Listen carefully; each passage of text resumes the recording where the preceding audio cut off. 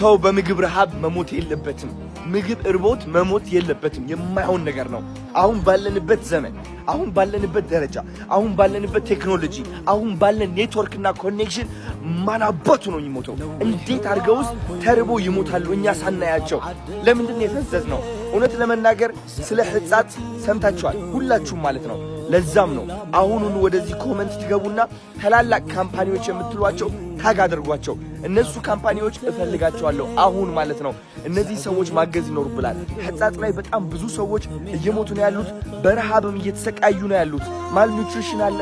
ማርያም ሳፕሊመንት ይጎላቸዋል፣ መድኃኒት ይጎላቸዋል፣ ምግብ ይጎላቸዋል፣ የሚተኙበት ቦታ። እውነት እነዚህ ነገሮች በአንዴ ማሟላት የምንችልበት ጊዜ ላይ ነን ያለ ነው እንዴ። ስለዚህ ነርሶች ከኔ ጋር እንድትቆሙ ፈልጋለሁ። ዶክተሮች ከኔ ጋር እንድትቆሙ ፈልጋለሁ። ፋርማሲ ካላችሁ መድኃኒት እንድትሰጡ ፈልጋለሁ።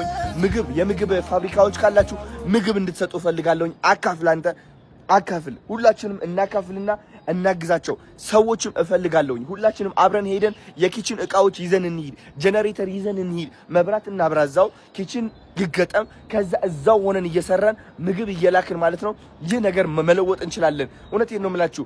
በምንም ተአምር እነዚህ ሰዎች መሞት የለባቸውም። ምክንያቱም ዘመኑ ተቀይሯል። በዚህ ዘመን ሰው የሚሞት ከሆነ በረሃብ that means ይህ ጭካኔ ብቻ ነው እንጂ እውነት ነው የምላችሁ እኛ ሳንሰማ ቀርተን አይደለም ልንገራችሁ። ስለዚህ እባካችሁ አሁኑኑ ሕጻጽ ላይ የሞቱ ያሉ ሰዎች እንያቸው። በረሃብ እየተሰቃዩ ነው ያሉት። በጣም ነው የሚያሳዝኑት። አሁን እኔ ራሴ ወደዛ ልሄድ ነው። ወደዛ ሲሄድ ግን ብቻዬን አይደለም መሄድ የምፈልገው።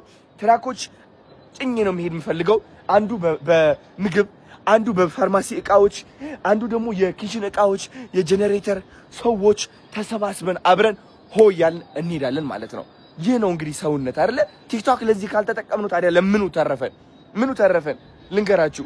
ዝም ብዬ እኔ ዘፈን አብርቼ እንደዚህ ስል ቫይራል ከወጣው ጥቅሙ ምንድን ነው? ይሄ ሲሪየስሊ ሶ ፕሊዝ ሌትስ ዱ ኢት። እስኪ ኮሜንት ላይ ቻሌንጅ እንፍጠር።